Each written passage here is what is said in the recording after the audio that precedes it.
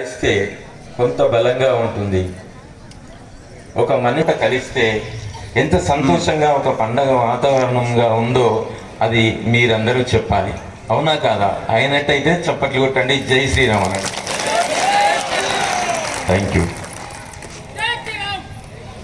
ఇంత మంచి కార్యక్రమాన్ని ఏర్పాటు చేస్తున్న మన నిర్వాహకులందరికీ కూడా పేరు పేరున ముందుగానే నేను ధన్యవాదాలు, కృతజ్ఞతలు తెలియజేసుకుంటున్నాను. ఎప్పుడో 20 ఏళ్ళ క్రితము నేను అనుకున్నాను ఇటువంటి కార్యక్రమము జరిగితే బాగుండు, మాది మేజర్ గ్రామ పంచాయతీ కదా అని చెప్పి ఒక 20 years బ్యాక్ ఒక కళలాగా ఉండే నాకు. అది ఈరోజు మీ అందరినీ చూసిన తర్వాత కళ సాకారమైంది అనిపించింది. చాలా చాలా సంతోషంగా ఉంది నాకు.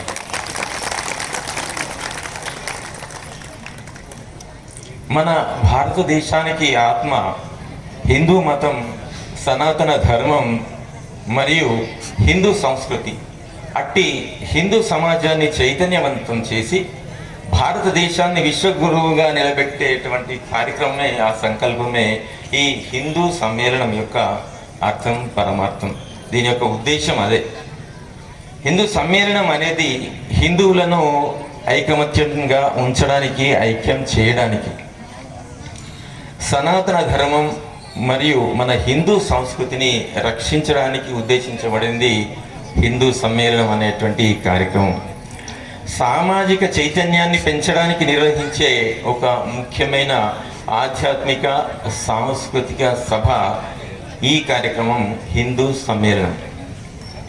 మన ఈ హిందూ సమ్మేళనం అనేది హిందూ సమాజంలో కులం, మతం, ప్రాంతీయ భేదాలను తొలగించి అందరూ ఒకటే అనే భావాన్ని పెంపొందించి అట్టి భావాన్ని విస్తరింపజేయడం అనేటువంటిదే ప్రధాన ఉద్దేశం ఈ హిందూ సమ్మేళనం.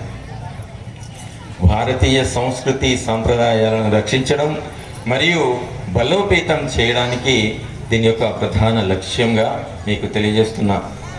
హిందువుల మధ్య సాంఘిక పరమైన, సామాజిక పరమైనటువంటి సంబంధాలను పెంపొందించడానికి ఇది ఎంతో ఉపయుక్తంగా ఉంటుంది.